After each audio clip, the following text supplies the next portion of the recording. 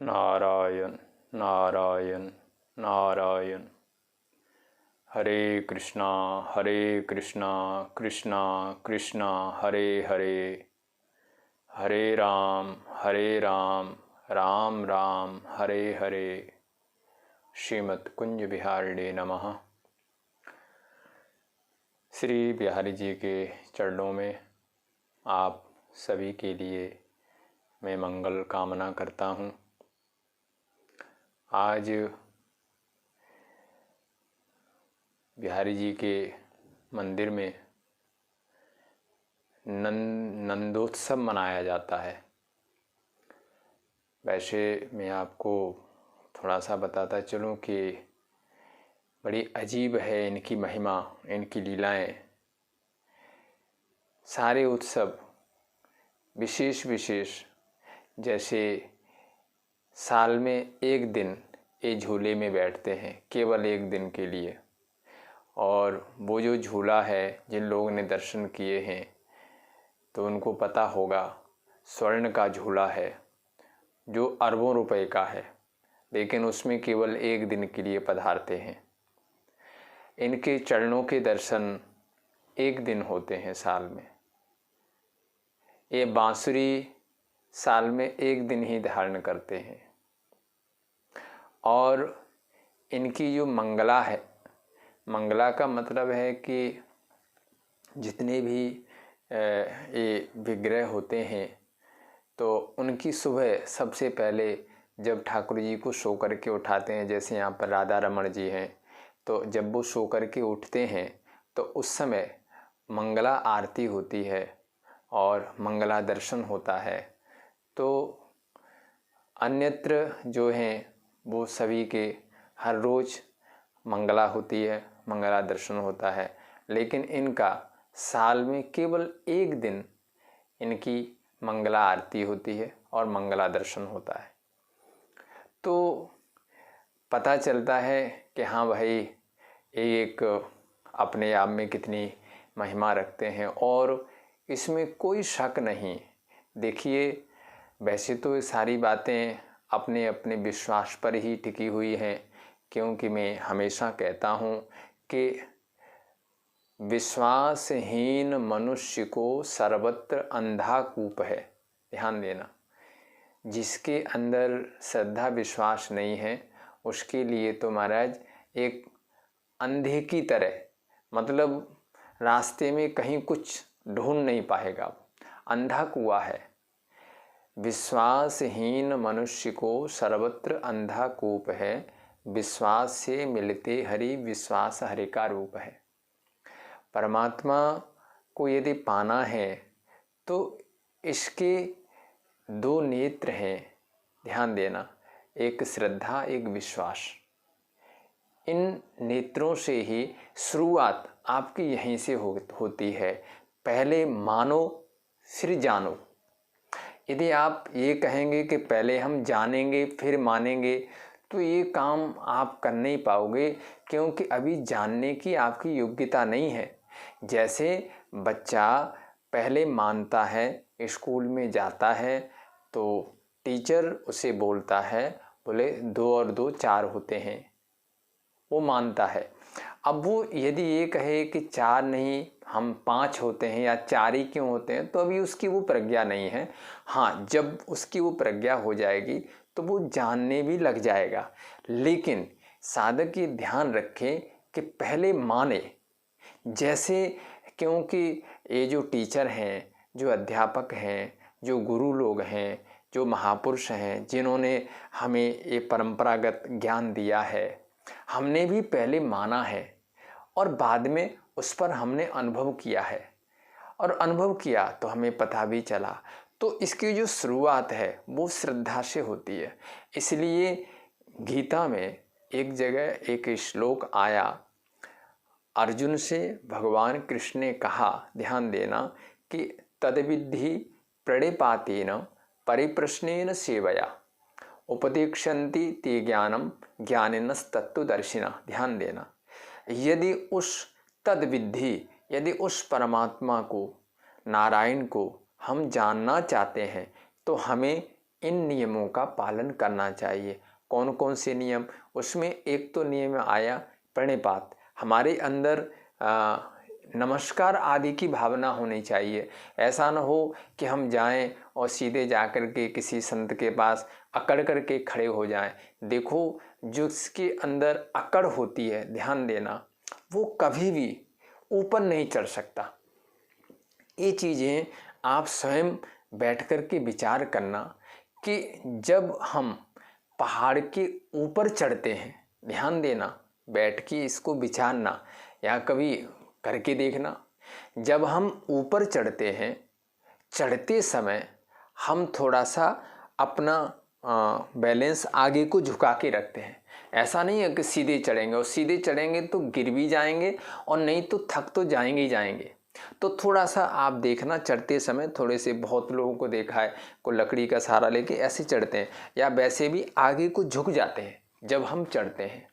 और जब हम उतरते हैं, नीचे को आते हैं, तो उस समय हम अपने बैलेंस को सीधा बना के रखते हैं। जब जब ज़्यादा नीचा होता है तो और सीधे हो जाते हैं। तो ये संकेत हैं। आप अपनी मीमांसा खुद करो कि इस समय आप चढ़ाई पर हो या उतराई पर हो।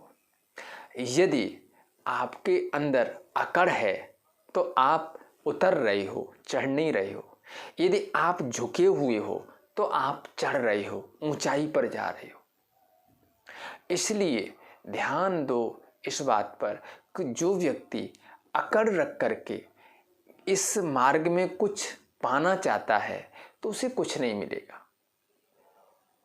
लिखा है तद्विद्धि प्रणिपात।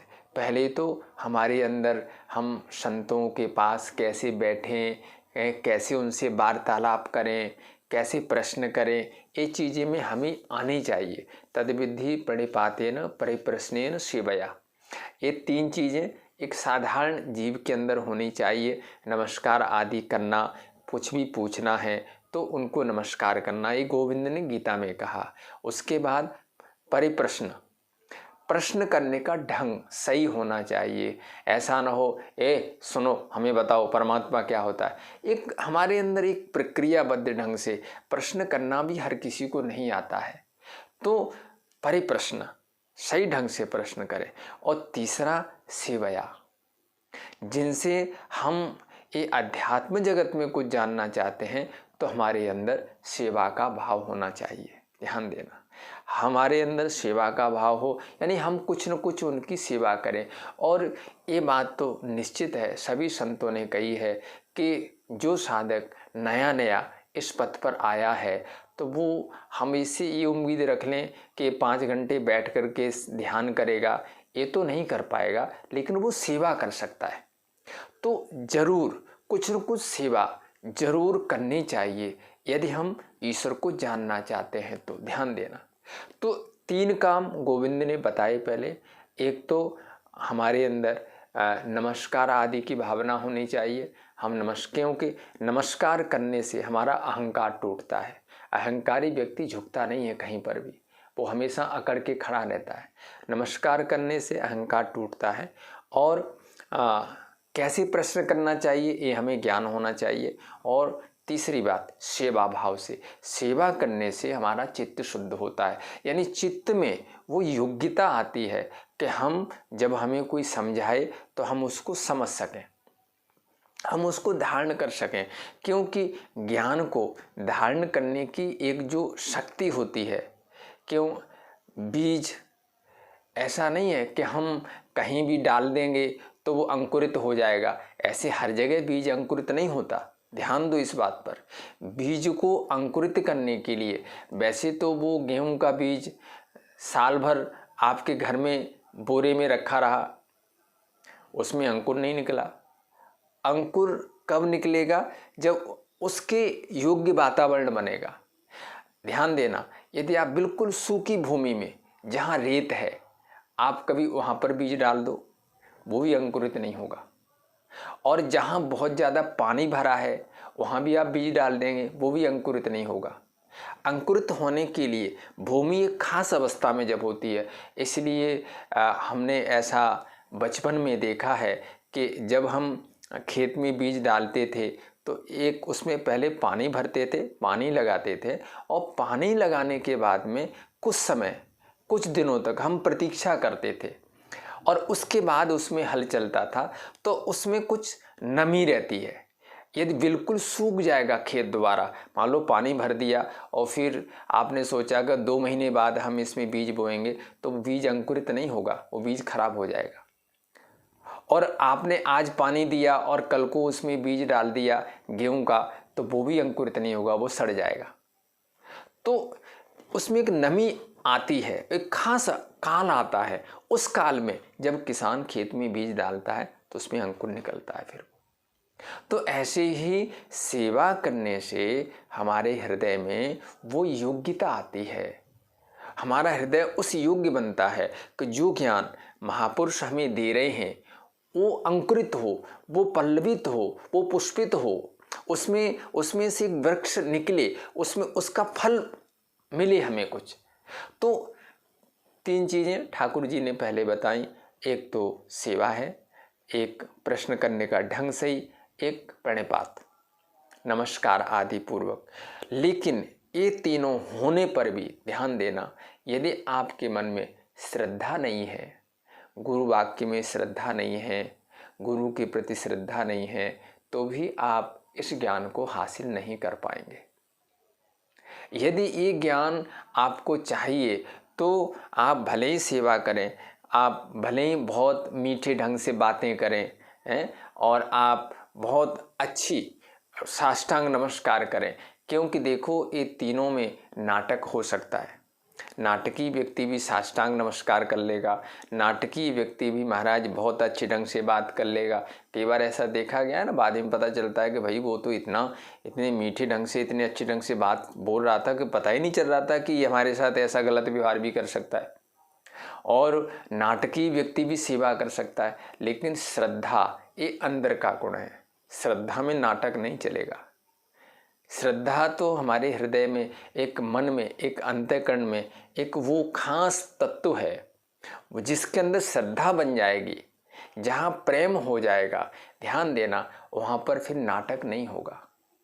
तो ये सारा कुछ आपकी श्रद्धा पर डिपेंड करता है कि आपके कैसे भाव हैं। तो मैं ये जो आपसे कह रहा हूँ कि ये जो बिहारी जी है, हमने तो बहुत सारे इनकी ऐसी विशेषताएं हम देख रहे हैं, देखी हैं कि महाराज ये पता नहीं क्या कुछ करते वास्तव में। अब जैसे रात मंगला थी तो हम लोग गए, मंगला दर्शन किए। मंगला आरती साल में एक बार होती है, और वो भी उसका समय है लगभग 2 बजे के आसपास, रात्रि को 2 बजे के आसपास। और महाराज कमाल की बात यह है कि इतनी ज़्यादा उस समय भीड़ इकट्ठी हो जाती है कि वो किसी से संभलती ही नहीं है, और सभी को पता है कि अंदर जगह कम है। उसके बावजूद भी लोगों को कुछ भी हो, हमें मंगला आरती के दर्शन करने, और वो आरती 10 मिनट होती है। तो लोगों की एक भावनाएं हैं महाराज, वो जाते हैं। अब जब हम स्थिति को देखते हैं तो हमें ऐसा लगता है कि हमें मंगला में नहीं जाना चाहिए, क्योंकि जो व्यक्ति बीमार है, जो वृद्ध है, या जिसको कोई घबराहट आदि रहती है, तो महाराज वहाँ इतनी भीड़ होती है कि ये लगता है कि व्यक्ति जो दब गया वो निकलेगा कैसे।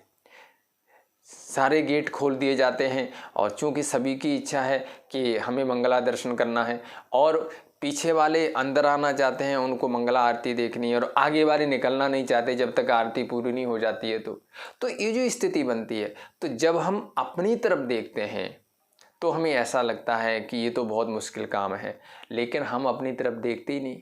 सच्चाई ये है, हम तो बिहारी जी की तरफ देखते हैं। और जब हम ईश्वर की तरफ देखते हैं तो महाराज ईश्वर तो कर्तुम अकर्तुम अन्यथा कर्तुम समर्थ। जब हम उनकी तरफ देखते हैं, ठाकुर जी की तरफ देखते हैं, तो ये लगता है कि नहीं कुछ भी हो महाराज, वो तो बस जहाँ चाहेंगे वहीं से रास्ते निकाल देंगे। जाको राखे साइया मार सके ना कोई, वो वाली स्थिति है।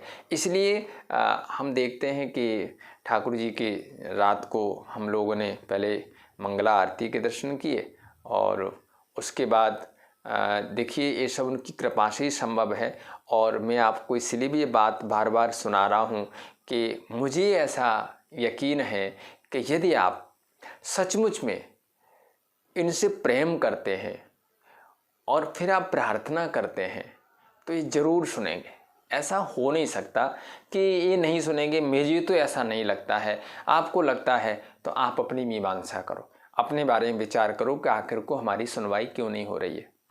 तो इनका अनुग्रह है। तो पहले मंगला आरती के दर्शन किए, उसके बाद में फिर रात को लगभग 2:15 बजे 2:30 बजे वृंदावन की परिक्रमा की, और परिक्रमा करने के बाद में फिर आए, फिर आकर एक बार फिर इनकी मंगला दर्शन किए लगभग 5 बजे की, क्योंकि वो 2 बजे से लेकर के और 5 बजे तक बिहारी जी का जो साल में एक दिन केवल वो आज का दिन होता है, जो कि मन अष्टमी से अष्टमी वाली रात को तो दर्शन देते हैं 5। उसके बाद 2 घंटे लगभग विश्राम करते हैं, और विश्राम के 2-2.5 घंटे के बाद में फिर दोबारा नंदोत्सव मनाया जाता है। तो उस नंदोत्सव में भी उनकी कृपा हुई, तो उसमें भी सम्मिलित हुए। कुछ थोड़ा बहुत खिलौने आदि हैं, टॉफ़ियाँ आदि हैं, क्योंकि ध्यान देना इस बात पर, आप ईश्वर के लिए जो कर रहे हैं उसको निमित्त बना करके आप जो कुछ कर रहे हैं वो सब तुम्हारे पास ही लौट करके आना है। इस चीज़ को ध्यान रखिए। भागवत में प्रहलाद जी स्तुति करते समय एक जगह उन्होंने एक पंक्ति, एक शब्द बोला, प्रतिमुखस्य मुखश्री। ध्यान देना, इसका अर्थ है प्रतिमुखस्य मुखश्री। दर्पण के सामने आप जिस चीज को भी करेंगे दर्पण उसी को वापस दिखाता है। दर्पण शीशे के सामने आप खुद खड़े हो जाएंगे तो वो आपको दिखा देगा। आप उसके सामने कोई पुष्प दिखाएंगे तो वो आपको दिखा देगा। जो चीज़ आप उसके सामने करेंगे वो आपको वापस दिखाता है। जिस प्रकार से दर्पण आप उसको जो दिखाते हैं वही चीज़ आपको वापस दिखेगी, इसी प्रकार से ईश्वर के निमित्त आप जो कुछ भी करेंगे वो आपके जीवन में दिखेगा। इस शब्द उन्होंने स्तुति में प्रहलाद जी ने कहा, प्रतिमुखस्य मुखश्री। मतलब आपके मुख को ही वो दर्पण दिखाता है। अब आपका मुख खराब है तो वो खराब दिखाएगा, अच्छा है तो अच्छा दिखाएगा। ऐसे ही आप ईश्वर के लिए यदि अच्छे कर्म कर रहे हैं तो निश्चित है आपके जीवन में अच्छे कर्म दिखने लग जाएंगे। यदि आप अच्छे भाव बना रहे हैं तो आपको अच्छे भाव दिखाई देंगे। यदि आपके गलत भाव है तो आपको गलत भाव दिखाई देंगे। तो ईश्वर के निमित्त आप जैसा कुछ कर रहे हैं वो आपके जीवन में ही आना है। इसलिए यदि कहीं आपकी चाहतें पूरी नहीं हो रही हैं तो थोड़ा सा आप विचार कीजिए कि हमसे कहाँ। देखो, ईश्वर से तो कोई गलती होती नहीं, हम तो कभी नहीं मानते ईश्वर से, क्योंकि वो तो अनंत ज्ञान संपन्न है, उनसे कभी कोई गलती नहीं होती। जो भी गलतियां होती हैं वो जीव से होती है। तो शास्त्रकार कहते हैं कि देखो, एक प्रसंग आता है, शायद मैंने पहले भी आपको इसका जिक्र किया हो, कि जिस समय भगवान राम जानकी की खोज में जा रहे थे तो जाते जाते वो पंपा सरोवर पहुँचे तो सुग्रीव, जो कि बाली से छुप करके बैठा हुआ था, वो हनुमान जी से कहता है कि जरा देखो तो 2 राजकुमार आ रहे हैं, देखो कौन है ये, कहीं ऐसा तो नहीं कि बाली खुद नहीं आ सकता है तो उसने अपनी जगह पर ये 2 राजकुमारों को भेजा है कि तुम जाके सुग्रीव को मार करके आओ। तो हनुमान जी, वहाँ लिखा है, ब्राह्मण के भेष में भगवान राम के सामने आए। ब्राह्मण भेष में, अपने असली भेष में नहीं आए, ब्राह्मण भेष में राम के सामने आए और पूछा कि आप कौन हैं। तो उन्होंने अपना परिचय दे दिया कि कौशलेश दशरथ के जाए, हम पितु वचन मान बनाए, यहाँ हरि निश्चर बेदे ही, विप्र फिरे हम खोजते ही। ये उनके वचन थे कि हम कौशलेश हैं और दशरथ हमारे पिता हैं, कौशल्या हमारी माँ हैं और अयोध्या के रहने वाले हैं, और हमारी पत्नी का हरण हो गया है तो उसको खोजते खोजते यहाँ पर हम आ गए। मेरा नाम राम है और ये लक्ष्मण है। भगवान राम ने अपना सही परिचय दे दिया। हनुमान जी ने बचपन में उनके दर्शन किए थे, क्योंकि ये तो शिव के अवतार हैं, तो वो कहा रे ये तो हमारे इष्ट हैं, तो वो उसी रूप में ब्राह्मण रूप में आए थे, उसी रूप में चरणों में लेट गए। अब पहले नियम था कि हनुमान जी बचपन में जब भी कभी राम के चरणों में लेटते थे तो वो उठा करके गले लगा लिया करते थे, परंतु आज राम ने उठाया नहीं। हनुमान जी लेटे हुए हैं, राम जी ने उनको उठाया नहीं, वैसे ही लेटे रहे। 1 मिनट 2 मिनट लेटे लेटे विचार कर रहे हैं कि क्या बात है, राम का स्वभाव बदल गया। पहले तो राम जब भी कभी मैं ऐसे साष्टांग लेटता था तो दोनों हाथों से उठा के अपने गले लगा लेते थे, आज नहीं लगा रहे हैं, बात क्या है। तो लेटे लेटे उन्होंने विचार किया कि क्या राम का स्वभाव बदल गया या हमारे अंदर कुछ बदलाव हो गया। और तब वो अपने आप ही कहते हैं कि ईश्वर का स्वभाव तो बदल नहीं सकता, और अपने बारे में सोचना शुरू किया तो क्या देखा, अरे मैं तो ब्राह्मण वेश में हूँ, और ईश्वर का नियम है कि मोह कपट छल छिद्र न भावा। ईश्वर को कपट प्रिय नहीं है, ईश्वर को छल छिद्र प्रिय नहीं है। पापी व्यक्ति को वो गले लगा लेंगे, लेकिन कपटी को गले नहीं लगाते। ये ध्यान रखना इस चीज़ को। जो आप ईश्वर के साथ छल कपट करोगे तो आपको, तो वो एक बार को अपने आप खड़े हो गए, और खड़े होकर के अपने आप अपना जो असली रूप था हनुमान जी का वो बना लिया। और जब असली रूप में आके दोबारा लेटे तो देखो उन्हें सब पता है, भगवान राम ईश्वर हैं, वो सब जानते हैं कि ये कौन है, लेकिन वो जीव की वास्तविकता को जीव के ही मुख से सुनना चाहते हैं। जब इस बार लेटे तो हनुमान जी को दोनों हाथों से भगवान राम ने उठाया, गले लगाया और कहा कि मैं लक्ष्मण से ज़्यादा तुमसे प्रेम करता हूँ। कब कहा? जब हनुमान जी अपने स्वरूप में आ गए। तो मेरा कहने का मतलब ये है, जो लोग ये कह रहे हैं कि हम भी बिहारी जी के पास आना चाहते हैं लेकिन आ नहीं पा रहे हैं, वो पता नहीं क्यों नहीं बुला रहे हैं, तो भाई वो खुद के बारे में ही विचार करें, खुद के बारे में सोचें। यदि आप अपने में, क्योंकि ये तो महाराज बहुत दयालु हैं, बहुत दयालु हैं, इसमें कोई शक नहीं। कहीं न कहीं हमारे अंदर ही कोई न कोई कमी है जिसका हमें पता नहीं चल पा रहा है। और वो थोड़ी बहुत कमियां तो महाराज मैं आपको संकेत भी कर देता हूँ।